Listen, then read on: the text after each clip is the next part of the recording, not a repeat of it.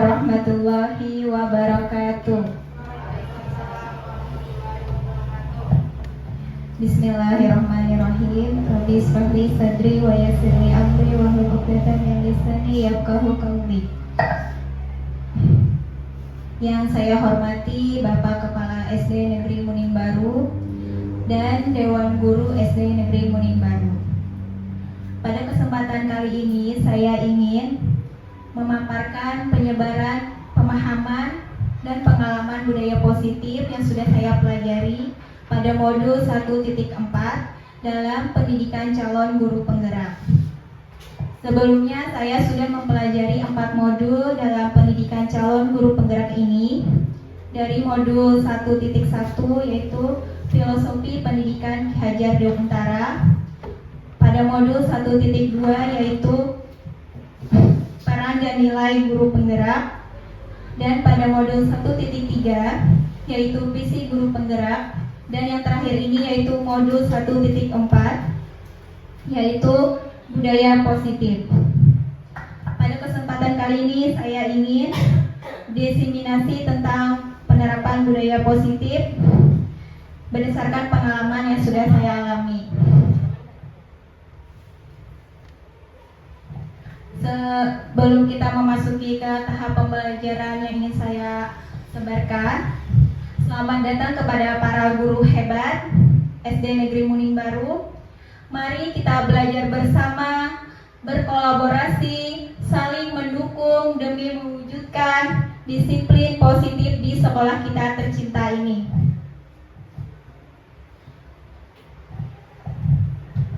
Baik, materinya yaitu konsep inti modul budaya positif. Pada kali ini yang ingin saya paparkan ada 7 poin. Poin pertama yaitu perubahan paradigma belajar. Yang kedua, disiplin positif. Yang ketiga, motivasi perilaku manusia. Dan yang keempat, kebutuhan dasar. Kelima, posisi kontrol restitusi. Keenam, keyakinan kelas. Ketujuh, segitiga restitusi. Ya, baiklah, ke konsep inti yang pertama, perubahan paradigma belajar. Apa itu paradigma belajar? Pembelajaran dengan paradigma baru yang dirancang berdasarkan prinsip pembelajaran yang berdiferensiasi, sehingga setiap siswa dapat belajar sesuai dengan kebutuhan tahap perkembangannya untuk mewujudkan profil pelajar Pancasila. Nah, untuk mewujudkan profil pelajar Pancasila ini, kita harus bisa menerapkan ada 6 profil pelajar Pancasila. Yang pertama itu beriman, bertakwa kepada Tuhan Yang Maha Esa, dan berakhlak mulia. Nah, ini karakter yang perlu kita tanamkan kepada peserta didik di sekolah kita agar memiliki profil pelajar Pancasila. Yang kedua yaitu mandiri, berkebinekaan global. Yang ketiga bergotong royong. 4 kreatif. 5 bernalar kritis dan mandiri. Jadi ada 6 profil pelajar Pancasila yang perlu kita terapkan. Selanjutnya perubahan paradigma. Nah, di sini ada suatu ilustrasi mengenai perubahan paradigma. Nah, di situ ada gambar apa Bapak Ibu guru? Ya, sebuah kepalan tangan. Nah, ibaratkan sebuah kepalan tangan, ada A dan B, Anda dan teman Anda. Nah, di situ sobeklah secari kertas kecil, lalu tuliskan suatu benda apa yang paling Ibu Bapak yang sangat berharga. Nah, lalu letakkan di salah satu tangan Anda dan buatlah genggaman Anda. Dan benda itu di dalam genggaman, terus kepalkan tangan Anda. Terus teman Anda yang satu ingin mencoba untuk membuka. Apakah Anda langsung membuka begitu saja? Tidak. Nah, jadi ketika teman Anda ingin membuka, merayu dengan membujuk, menyuap apa saja, Anda tidak akan pernah mau untuk membuka.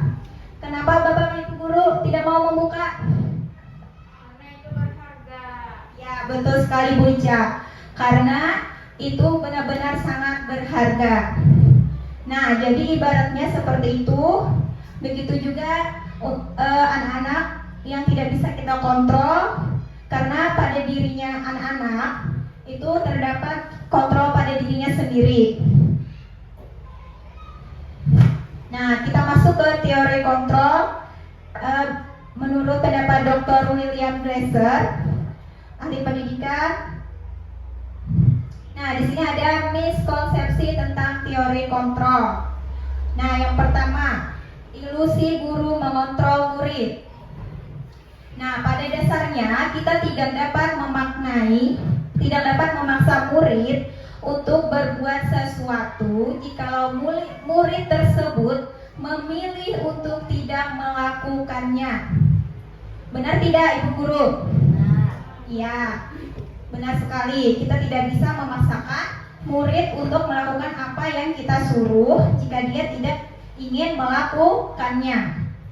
Teori kontrol menyatakan bahwa semua perilaku memiliki tujuan. Jadi semua perilaku itu pasti ada tujuannya.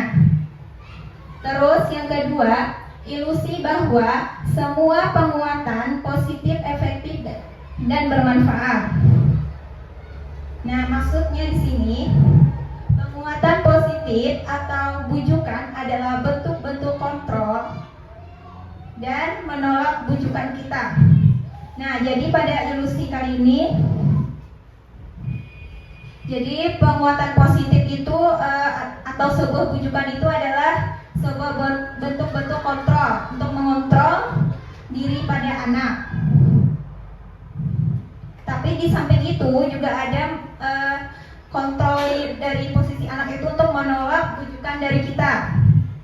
Nah, tergantung pada pendapat sang guru untuk berusaha. Terus yang ketiga, ilusi bahwa kritik dan membuat rasa bersalah mampu menguatkan karakter anak. Ini maksudnya menggunakan kritik dan rasa bersalah untuk mengontrol murid menuju pada identitas gagal.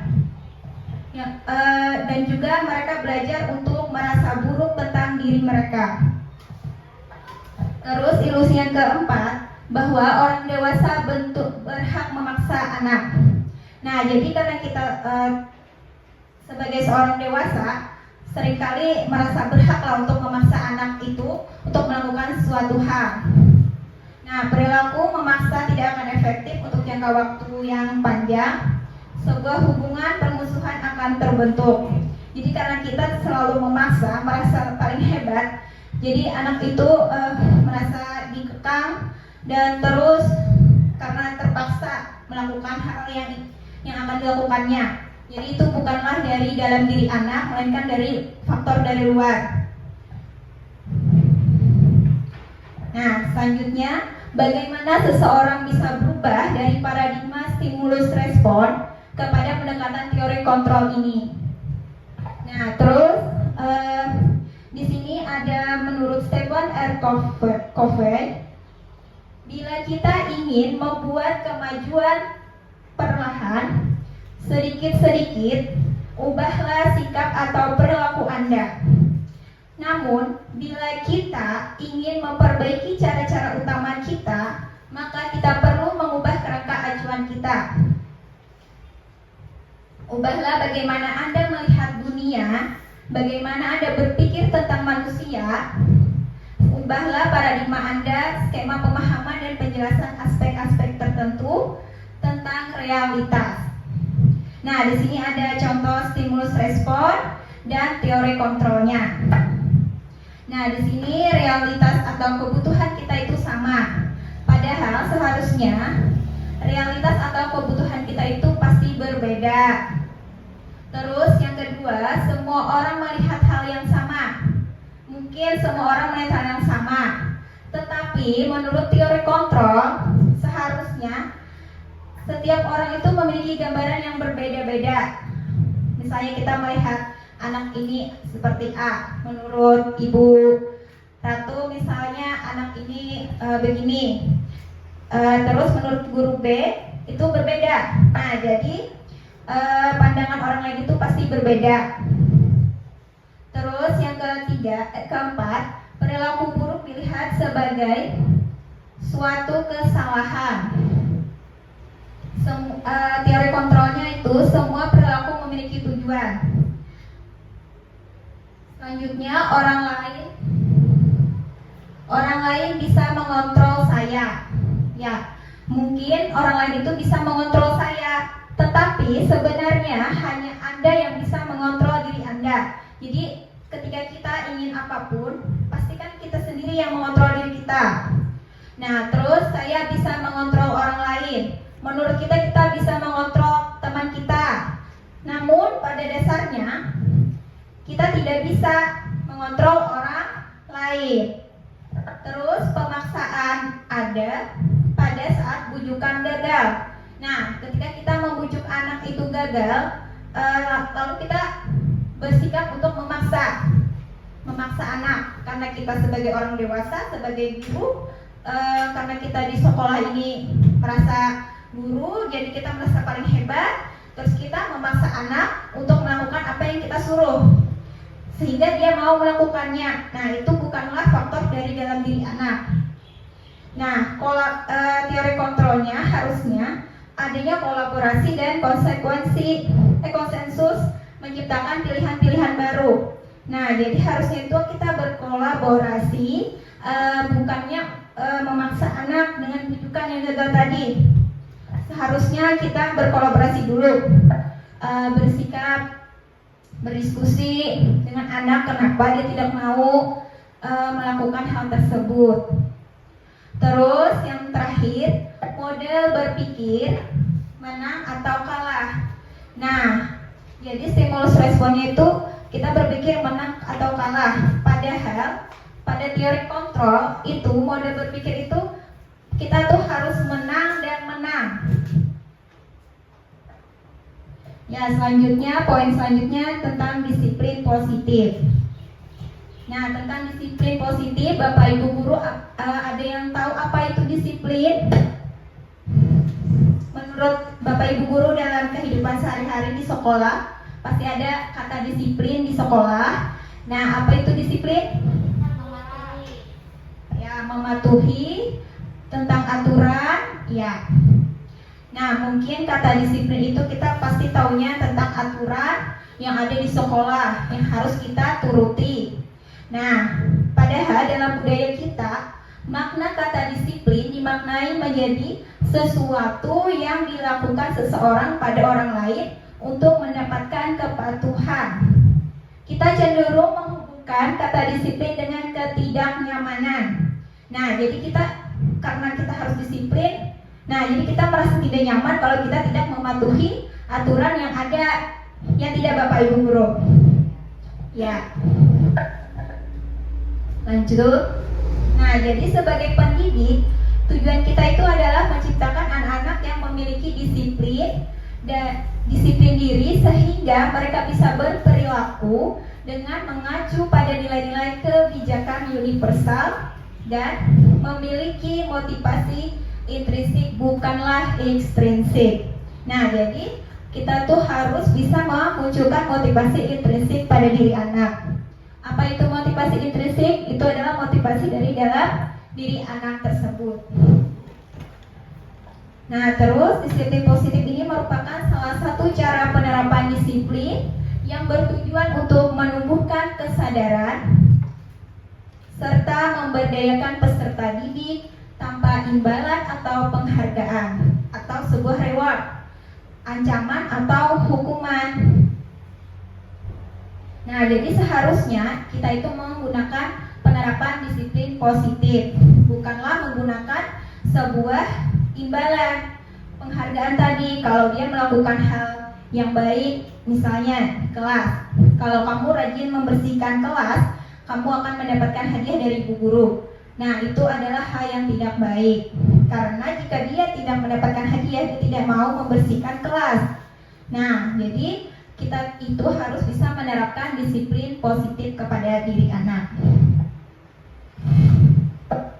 Poin selanjutnya itu adalah motivasi perilaku manusia. Nah, di sini ada 3 motivasi perilaku manusia menurut Diane Gosset. Nah, yang pertama untuk menghindari ketidaknyamanan atau sebuah hukuman.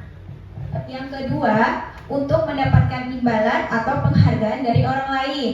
Dan yang ketiga, untuk menjadi orang yang mereka inginkan dan menghargai diri sendiri dengan nilai-nilai yang mereka percaya. Nah, dari ketiga motivasi perilaku tadi, di sini saya ada contoh. Nah, sebelumnya motivasi itu apa artinya? Bapak Ibu guru? Dorongan dari diri sendiri, kata Ibu Ca. Nah, ya betul Ibu Sri, dorongan untuk melakukan sesuatu. Nah, kalau di sini motivasi merupakan dorongan yang timbul pada diri seseorang secara sadar atau tidak sadar untuk melakukan suatu tindakan dengan tujuan tertentu. Nah, jadi karena dia mempunyai motivasi yang timbul pada dirinya, nah jadi secara sadar dia pasti akan melakukan sesuatu itu dengan adanya tujuan juga. Nah, terus yang pertama tadi untuk menghindari ketidaknyamanan atau hukuman. Nah, di sini contohnya murid melakukan disiplin diri karena ia takut dihukum. Ini merupakan motivasi ekstrinsik. Ya, betul sekali Bapak Ibu guru. Nah, jadi karena dia melakukan disiplin diri karena takut dihukum. Jadi dia mau melakukannya karena ada rasa takut dalam diri siswa tersebut. Nah, terus yang kedua, untuk mendapatkan imbalan atau penghargaan dari orang lain. Contohnya, murid tadi melakukan disiplin diri karena ia ingin mendapatkan imbalan. Nah, misalnya karena mau diberi hadiah oleh ibunya di kelas, makanya dia mau. Nah, jadi itu adalah merupakan motivasi dari luar, dari guru tadi. Nah, ini termasuk juga motivasi ekstrinsik. Nah, yang ketiga, untuk menjadi orang yang mereka inginkan dan menghargai diri sendiri dengan nilai-nilai yang mereka percaya. Nah, misalnya murid melakukan disiplin diri karena sadar akan nilai kebajikan dirinya. Nah, ini dia sadar sendiri apa yang menjadi kewajibannya. Nah, jadi ini motivasi dari dalam diri anak itu sendiri. Yang ini termasuk motivasi intrinsik. Nah, berikutnya ini ada pengertian tentang sebuah hukuman, konsekuensi, penghargaan, dan restitusi. Nah, di sini ada ciri-ciri dari hukuman. Nah, kita sering melakukan hukuman pastinya ya kepada anak. Pasti pernah Bapak Ibu guru ya melakukan sebuah hukuman ketika anak itu melanggar aturan yang sudah kita tetapkan. Nah, kebiasaan. Nah, ciri-cirinya yang pertama, hukuman itu bersifat tidak terencana atau tiba-tiba. Nah, jadi ketika kita melihat anak misalnya datang terlambat ke sekolah, tiba-tiba saja kamu berdiri di depan di lapangan di bawah bendera. Nah, kita langsung menyuruh anak itu untuk berdiri. Ya, jadi karena itu adalah bersifat tidak terencana. Atau tiba-tiba kita menyuruh anak untuk bersih-bersih di kelas. Terus yang kedua, anak atau murid tidak tahu apa yang akan terjadi dan tidak dilibatkan. Nah, jadi karena hukuman ini bersifatnya tiba-tiba, sehingga anak itu tidak tahu apa yang akan terjadi pada dirinya ketika dia terlambat datang ke sekolah. Nah, tidak tahu apakah gurunya menghukum atau menghukum apa, kita tidak tahu ya. Terus yang ketiga, hukuman itu bersifat satu arah dari pihak guru yang memberikan, dan murid hanya menerima suatu hukuman tanpa melalui suatu kesepakatan. Jadi hukuman ini tidak ada dalam kesepakatan kelas. Nah, jadi anak itu karena dia sebagai murid dia mau aja. Nah, terus yang terakhir, hukuman itu yang diberikan bisa berupa fisik maupun psikis. Murid atau anak disakiti oleh suatu perbuatan atau kata-kata. Nah, bisa juga kita menghukum anak dengan suatu kata-kata. Misalnya kita marah-marah kepada anak sehingga dia itu diam, kita tidak pernah tahu apa yang ada di dalam hati anak tersebut. Nah, mungkin dia merasa trauma, sakit hati. Nah, jadi ini bukanlah hal tindakan yang baik pada anak. Selanjutnya, konsekuensi. Nah, ciri-cirinya yaitu yang pertama itu sudah terencana atau sudah disepakati. Nah, kalau konsekuensi ini beda dengan hukuman. Kalau ini anak sudah mengetahui apa yang akan dia dapatkan ketika dia terlambat datang ke sekolah atau melanggar peraturan sekolah. Nah, sudah dibahas dan disetujui oleh murid dan guru di sekolah. Terus umumnya bentuk-bentuk konsekuensi dibuat oleh pihak guru atau sekolah dan murid sudah mengetahui sebelumnya konsekuensi yang akan diterima bila ada pelanggaran. Sikap guru di sini senantiasa memonitor murid. Nah, jadi guru di sini sebagai monitor murid. Terus yang ketiga ada penghargaan. Nah, ciri-cirinya jangka waktunya itu pendek, ketergantungan, merusak hubungan, penghargaan menghukum dan menurunkan kualitas. Nah, jadi ketika ada penghargaan, anak ini pasti sangat patuh dan taat pada peraturan yang sudah kita tetapkan. Karena dia ingin sekali mendapatkan hadiah. Biasanya ini terjadi kepada anak yang pintar di kelas. Nah, beda dengan anak yang nilainya biasa-biasa saja. Dia kurang memperhatikan apa itu penghargaan yang akan dia dapatkan dan dia acuh-acuh saja. Nah, terus yang keempat adalah restitusi. Ciri-cirinya ini adalah restitusi bukan untuk menebus kesalahan, namun untuk belajar dari kesalahan. Ini adalah hal yang baik dilakukan oleh seorang guru menggunakan restitusi. Nah, jadi kita bukan untuk menebus kesalahan, namun untuk belajar dari kesalahan tersebut. Jadi kita bisa memandu anak tadi untuk belajar. Restitusi memperbaiki hubungan. Restitusi juga adalah sebuah tawaran, bukan sebuah paksaan. Nah, jadi kita bisa menawarkan kepada anak, apakah kamu mau terlambat terus datang ke sekolah? Nanti kamu kan ketinggalan pelajaran. Nah, terus di sini menuntut untuk melihat ke dalam diri dan mencari kebutuhan dasar yang mendasari tindakan anak tersebut dalam kegiatan restitusi tadi. Nah, cara yang paling baik juga bisa kita dapatkan dari restitusi diri. Restitusi fokus pada karakter bukan tindakan. Restitusi tadi menguatkan, fokus pada solusi, mengembalikan murid yang berbuat salah pada kelompoknya. Nah, jadi dari keempat konsep disiplin tadi, nah ada konsep disiplin dengan identitas gagal. Nah, jadi apa saja yang menurut kita itu disiplin tadi yang identitas itu gagal? Nah, ada dua. Yang pertama itu adalah sebuah hukuman dan penghargaan. Nah, jadi sebuah hukuman tadi merupakan konsep disiplin dengan identitas gagal. Kenapa ini gagal? Karena hukuman itu merupakan suatu hal yang menyakitkan. Benar tidak Bapak Ibu Guru? Kalau dihukum pasti kan sakit. Nah, terus yang kedua tidak nyaman. Murid menjadi takut, berkesan memaksa. Murid bisa menyembunyikan kesalahan dan murid menjadi rendah diri. Nah, jadi merubah sikap murid tadi menjadi hal yang tidak baik. Nah, terus yang kedua itu adalah penghargaan, juga termasuk identitas gagal dalam disiplin positif.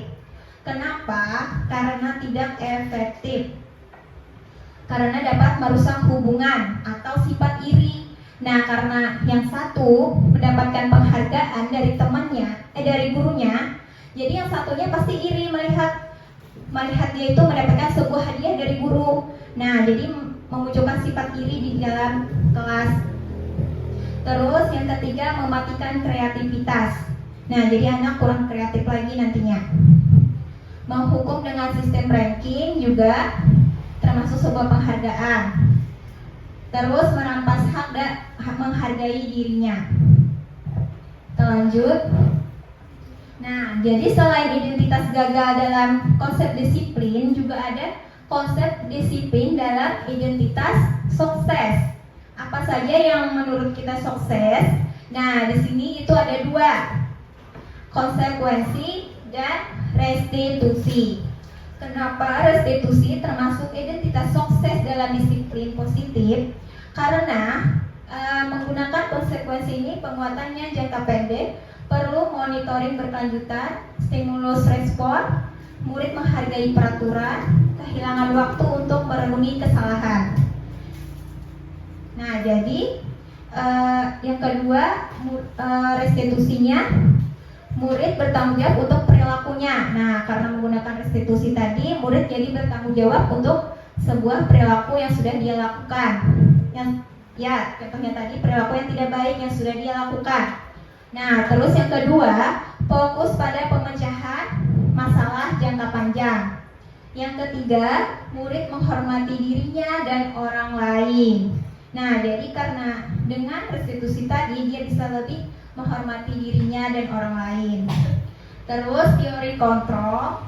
Nah, dirinya memegang kontrol. Dan yang terakhir, murid bersemangat memperbaiki kesalahan. Nah, selanjutnya konsep disiplin pendekatan restitusi. Nah, sebuah cara menanamkan disiplin positif pada murid. Nah, jadi kita bisa menggunakan pendekatan restitusi.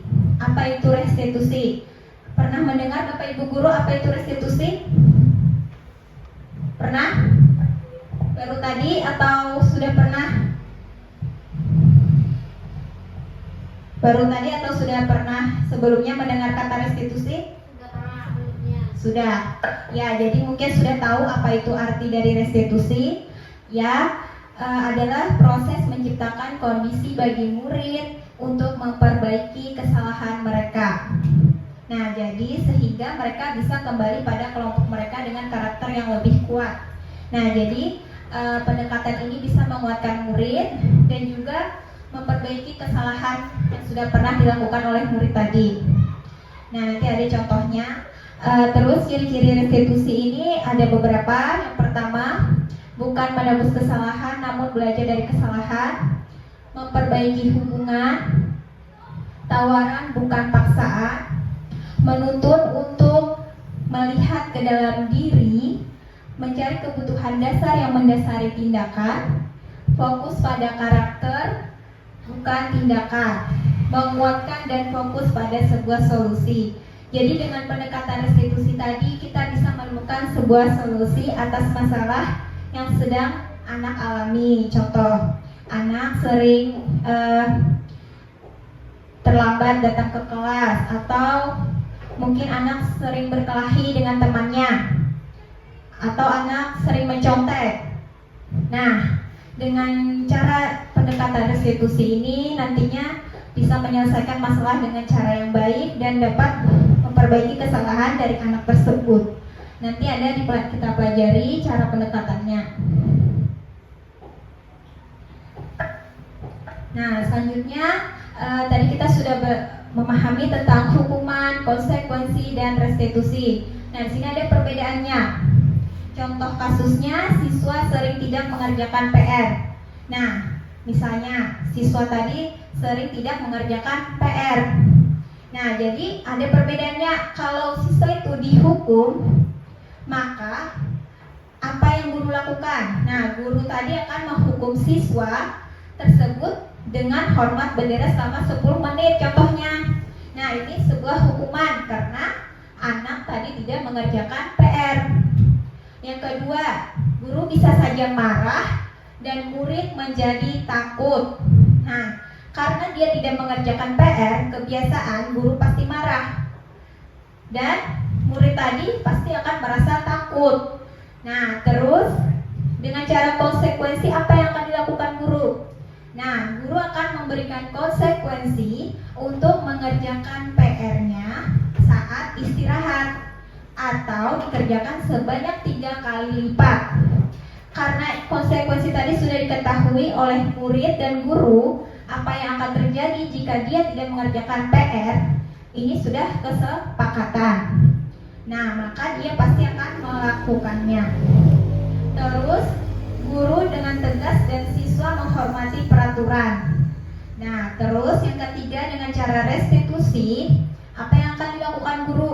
Maka guru akan menanyakan keyakinan kelas atau dirinya dan membantu siswa menyelesaikan masalahnya.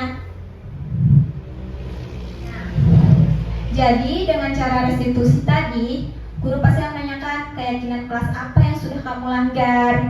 Nah, kamu tahu tidak apa saja. Nah, jadi murid pasti akan mengingat keyakinan kelas yang sudah dilanggar. Terlambat mengerjakan PR. Nah, terus guru terbuka dan siswa menghormati dirinya dan orang lain. Nah, dengan cara restitusi tadi, guru jadi lebih terbuka dan siswa juga menghormati dirinya dan orang lain. Ya, konsep inti yang selanjutnya tentang kebutuhan dasar. Nah, kebutuhan dasar ini seluruh tindakan manusia yang memiliki tujuan tertentu. Semua yang kita lakukan adalah usaha terbaik kita untuk mendapatkan apa yang kita inginkan. Tindakan itu dilakukan agar kebutuhan dasar kita dapat terpenuhi. Nah, pasti kita memiliki kebutuhan dasar. Nah, jadi kebutuhan dasar itu ada beberapa, ada 5. Yang pertama, kebutuhan bertahan hidup. Nah, jadi pasti semua orang memiliki kebutuhan bertahan hidup. Apa saja yang termasuk bertahan hidup? Yaitu kita pasti memerlukan kesehatan, rumah, dan makanan serta pakaian. Terus yang kedua, kasih sayang dan rasa diterima. Nah, pasti kita ingin memiliki rasa diterima, dipedulikan, ingin disukai oleh semua orang. Nah, terutama anak.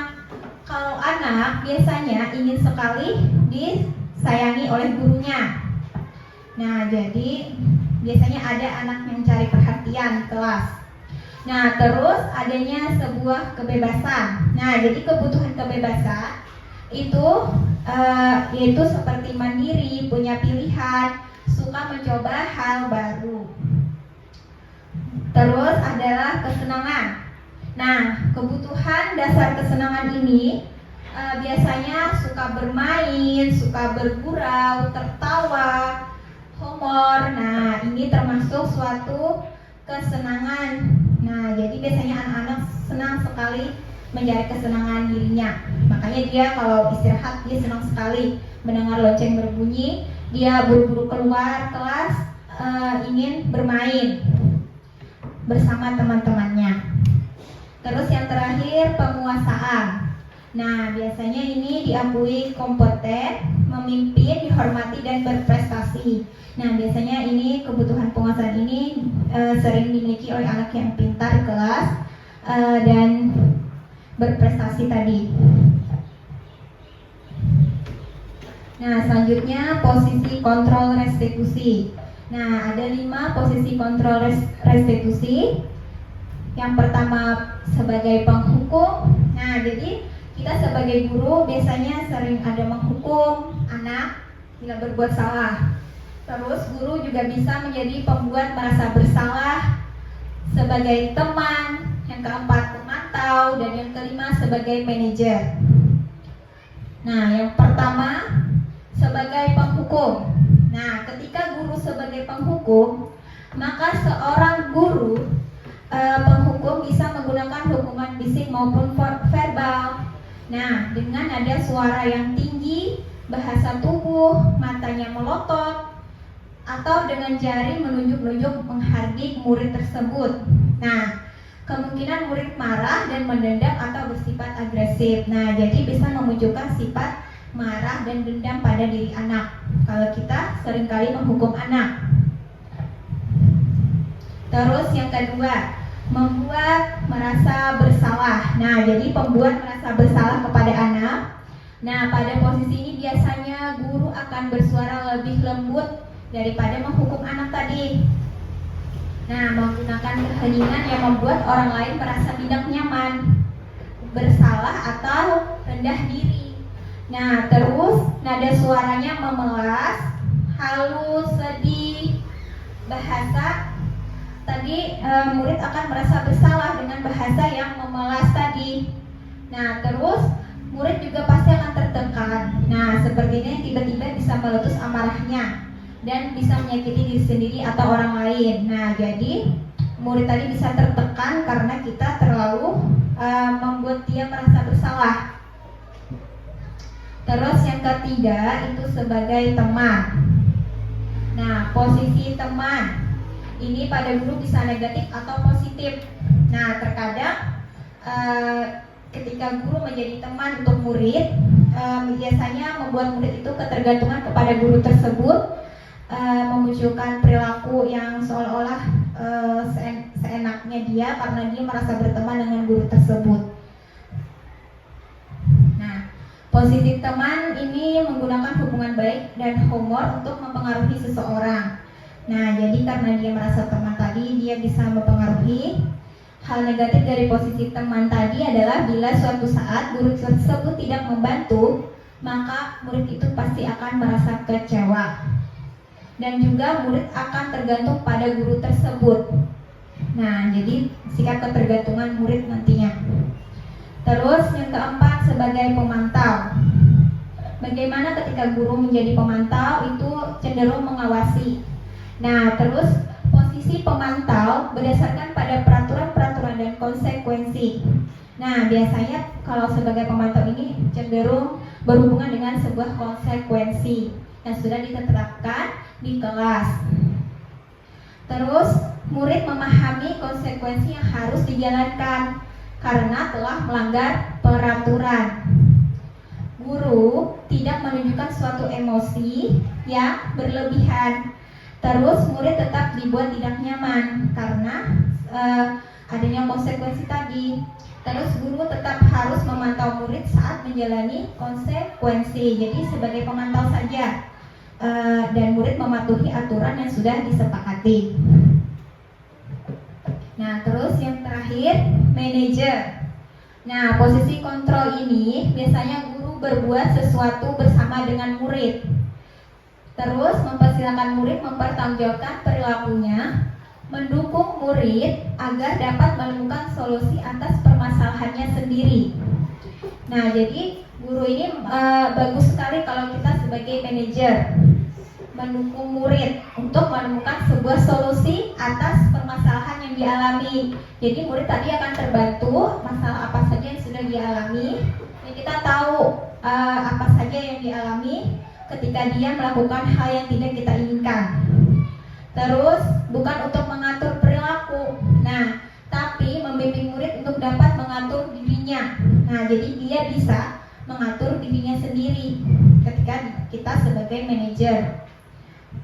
Nah, contoh penerapan 5 posisi kontrol, kasusnya contohnya siswa tidak memakai atribut lengkap saat upacara bendera. Nah, kebiasaan ini sering terjadi ketika upacara bendera pada hari Senin, murid tidak lengkap atributnya. Nah, ketika kita menghukum, apa yang akan kita katakan? Patuhi aturan sekolah, lalu berdiri di depan barisan.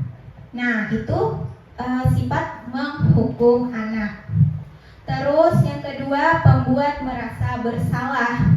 Nah, bagaimana kata-katanya?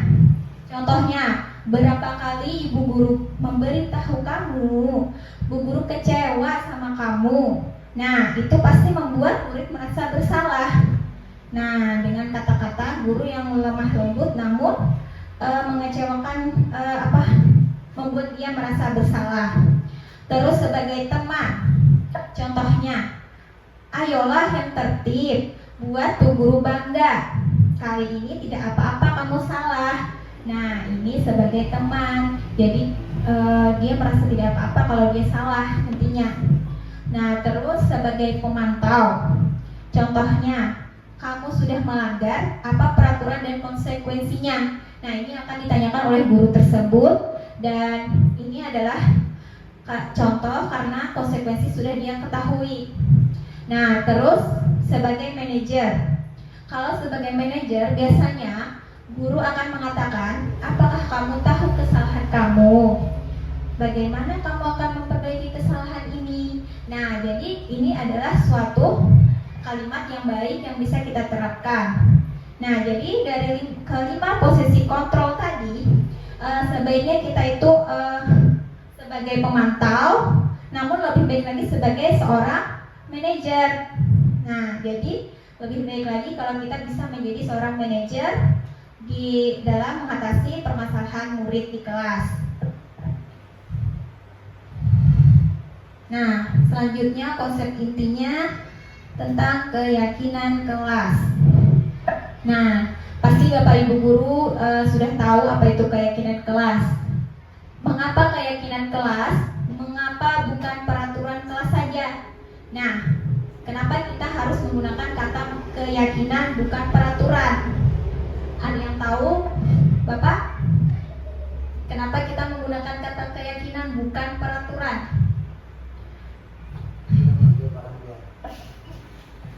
Bu Rahma? Kalau Ibu? Kalau keyakinan itu lebih abstrak, lebih universal, kalau peraturan lebih rinci. Iya. Ya, betul sekali Ibu Sri Mujini. Jadi kalau peraturan itu lebih rinci, kalau keyakinan itu lebih abstrak. Ya, betul sekali. Nah, contoh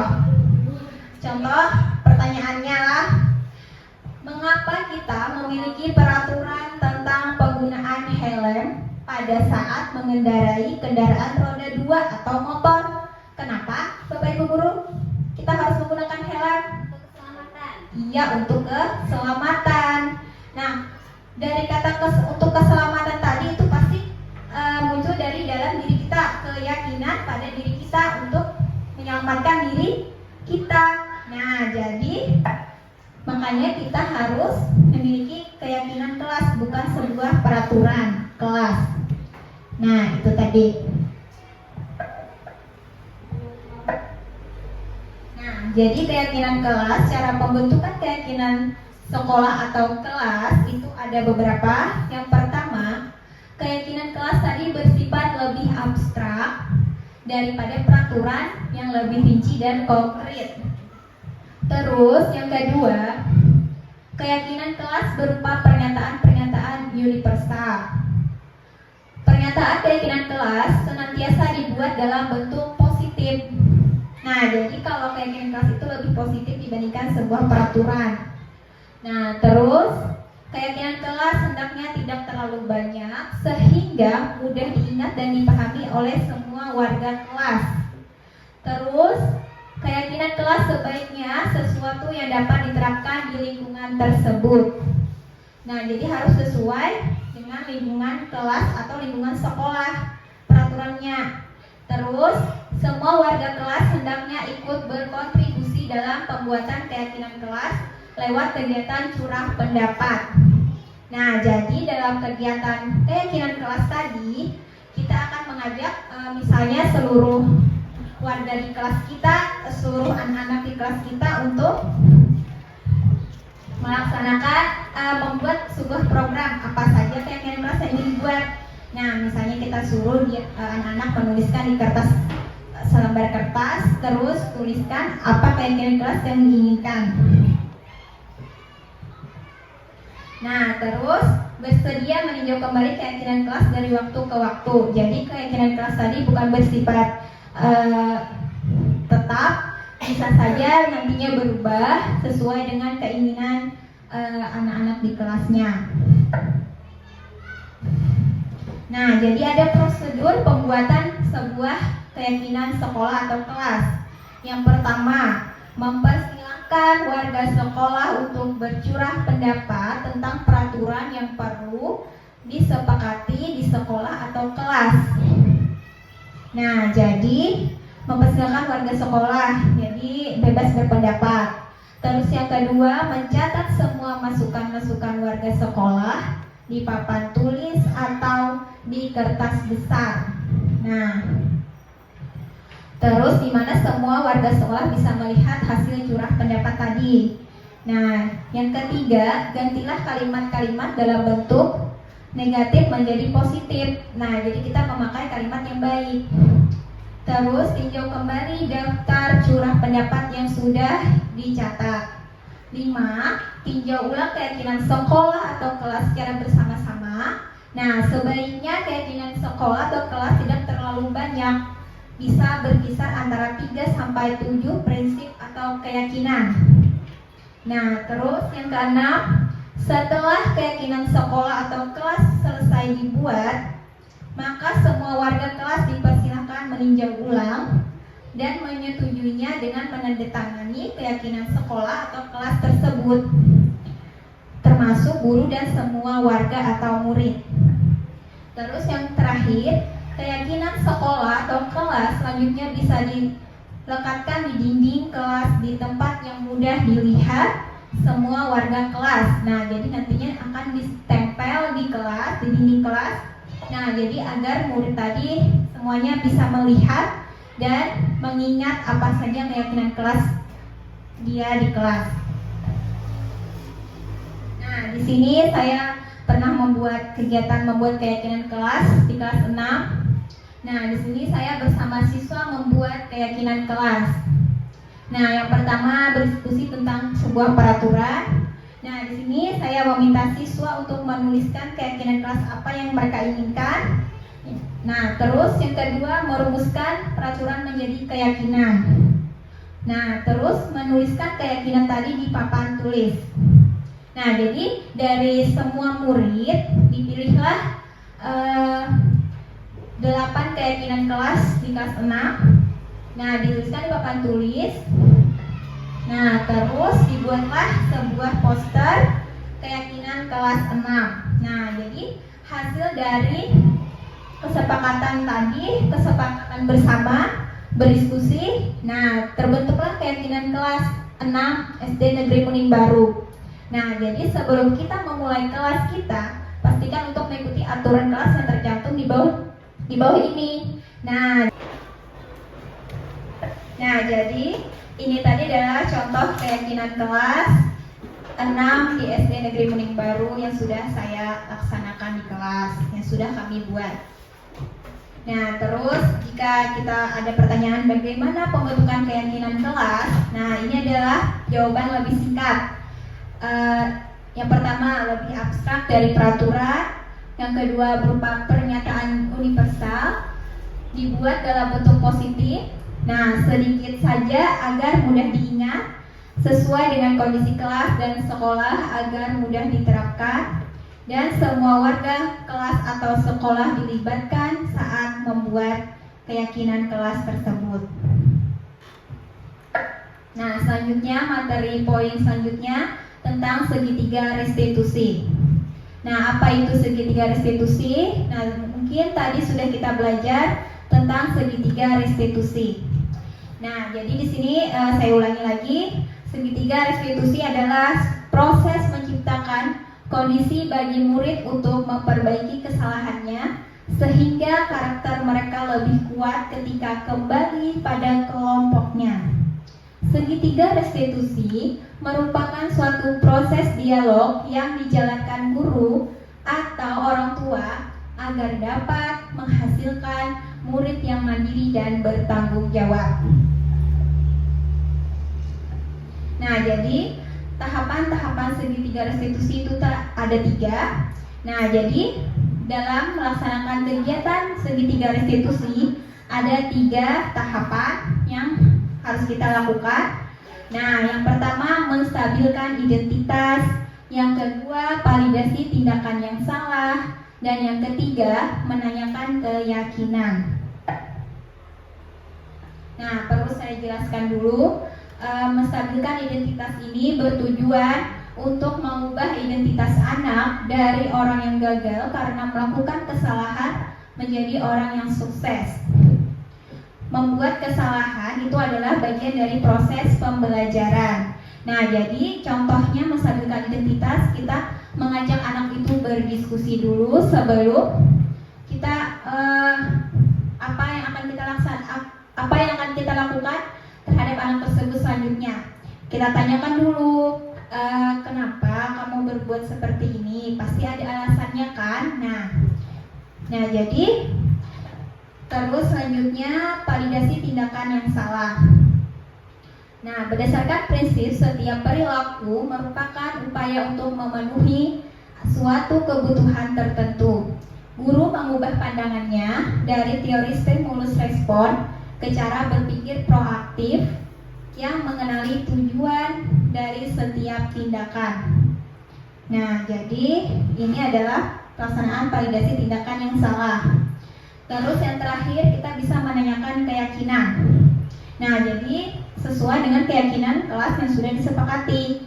Nah, murid diberi pertanyaan-pertanyaan bermakna untuk memunculkan motivasi secara intrinsik. Dan murid mampu mengaitkan keyakinan dengan tindakan yang salah. Nah, contohnya, menurut kamu keyakinan kelas apa yang sudah kamu langgar? Nah, jadi murid tadi bisa mengingat keyakinan kelas yang sudah anak itu langgar. Nah, berikut ini adalah contoh penerapan segitiga restitusi yang sudah saya laksanakan. Kasusnya adalah Haris tidak terima pekerjaannya selalu dicontek oleh temannya. Ia marah dan tidak dapat menahan emosinya. Haris, tadi Ibu dengar dari laporan ketua kelas, katanya kamu habis bertengkar ya dengan Nopal. Ya Bu, saya sangat kesal Bu. Kenapa Haris kesal? Nopal terus-menerus menyontek hasil pekerjaan saya. Bukan hanya PR, tugas juga selalu dicontek. Oh, jadi begitu. Ya wajarlah kamu pasti merasa marah dan kesal. Jika Ibu ada di posisi kamu, Ibu pasti akan berbuat hal yang sama. Iya Bu. Lalu apa yang kamu lakukan terhadap Nopal? Saya marah-marah Bu. Saya teriak dan maki-maki Nopal. Dan tanpa sadar saya juga mendobrak mejanya Bu. Oh begitu. Pasti kamu berbuat seperti itu ada alasannya kan? Iyalah Bu, masa saya diam saja? Saya kan sudah susah payah mengerjakan soal. Tapi Nopal hanya mencontek dan tidak mau berusaha sendiri. Ya wajarlah jika kamu marah karena tidak rela pekerjaan kamu dicontek begitu saja oleh Nopal. Ibu sangat menghargai tindakan kamu yang tidak berbuat lebih buruk dari itu, seperti memukul teman kamu. Iya Bu. Sekarang coba kita pikirkan, tindakan kamu marah sampai mendobrak meja, apakah itu sudah sesuai dengan kesepakatan kelas kita? Tidak Bu. Menurut kamu keyakinan kelas apa yang sudah kamu langgar? Saling menghormati antar teman Bu. Ya, benar sekali. Menurut kamu, saling menghormati antar teman itu penting tidak buat kamu? Penting Bu. Baik, kalau menurut kamu itu penting. Jadi, keyakinan kelas apa yang harus kamu lakukan pada saat kamu sedang marah? Harus lebih sabar Bu. Kamu bersedia untuk memperbaiki masalah ini? Bersedia Bu. Baiklah.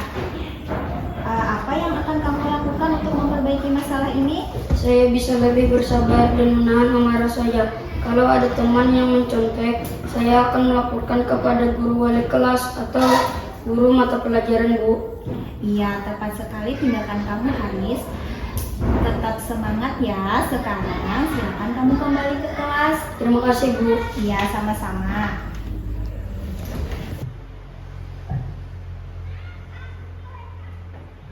Nah, mungkin dalam penerapan program disiplin positif tadi, mungkin itu saja yang ingin saya sampaikan.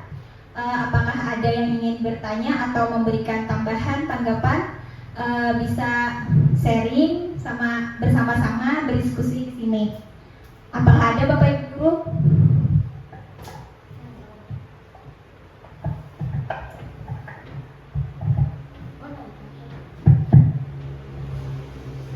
Baik, saya ingin bertanya, kenapa harus keyakinan kelas atau bisakah diganti kesepakatan kelas? Ya, terima kasih kepada Ibu Ica yang bertanya, kenapa keyakinan kelas, kenapa bukan kesepakatan kelas? Nah, sebenarnya keyakinan kelas dan kesepakatan kelas itu tidak jauh berbeda, itu sama. Nah, kalau menurut pandangan saya itu sama saja. saja dengan kesepakatan kelas. Sama-sama sepakat, tapi biasanya kita itu untuk lebih meyakinkan murid menggunakan kata keyakinan kelas. Nah, jadi beda halnya kalau peraturan kelas. Nah, kalau peraturan kelas itu cenderung lebih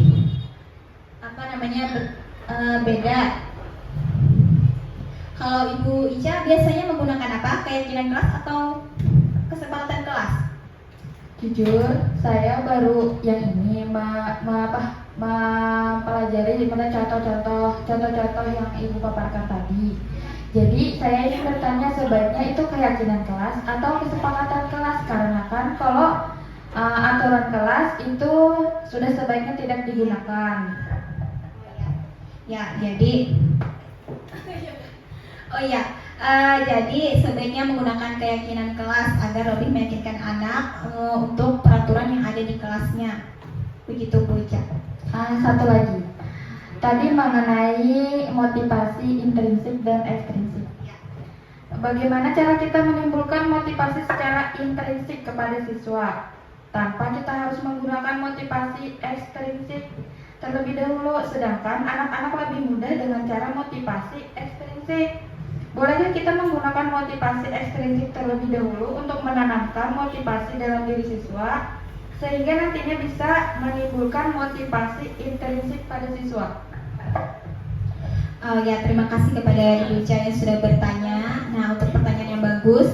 Nah, dari pertanyaan tadi, untuk memunculkan motivasi intrinsik tanpa melibatkan motivasi ekstrinsik, ya begitu intinya. Nah, jadi kan kita karena kebiasaan, biasanya kita di kelas lebih cenderung menggunakan motivasi ekstrinsik. Mungkin menurut kita kalau kita menggunakan motivasi ekstrinsik terlebih dahulu, motivasi dari luar, mungkin akan memunculkan motivasi intrinsik dari anak. Nah, padahal biasanya anak tidak akan bisa muncul motivasi intrinsik dalam dirinya karena dia sudah terbiasa mendapatkan motivasi ekstrinsik.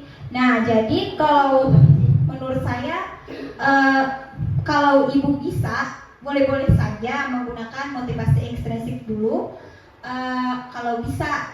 Nah, tapi sebaiknya kita menggunakan motivasi intrinsik saja. Nah, caranya, jadi ke motivasi intrinsik.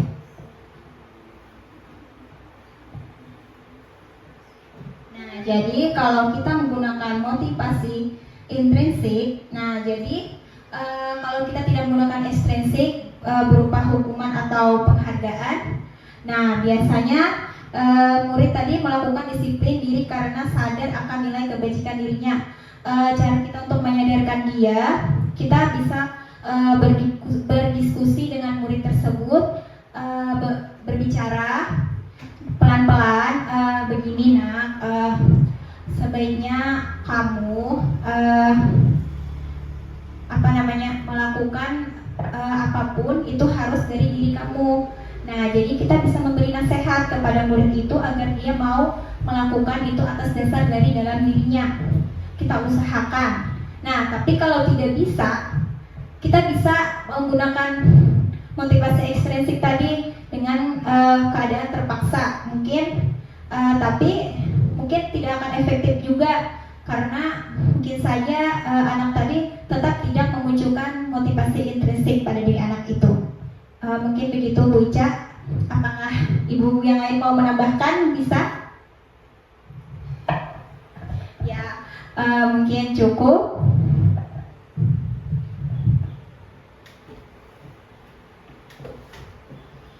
Nah, mungkin itu saja yang ingin saya sampaikan pada hari ini. Ada kata-kata yang ingin sedikit saya sampaikan. Baik, dalam penerapan disiplin positif, hendaknya guru memiliki standar kepribadian, profesional, dan sosial yang baik, di mana guru mampu berefleksi pada posisi kontrolnya saat ini, bagaimana perjalanan dirinya sebagai seorang among atau posisi manajer yang menuntun murid-murid menjadi insan yang mandiri dan bertanggung jawab. Nah, semoga sesi belajar kita pada hari ini membawa manfaat sehingga dapat mewujudkan pelajar berprofil Pancasila. Salam Merdeka Belajar. Terima kasih, salam sehat dan bahagia Bapak Ibu guru hebat. Wassalamualaikum warahmatullahi wabarakatuh.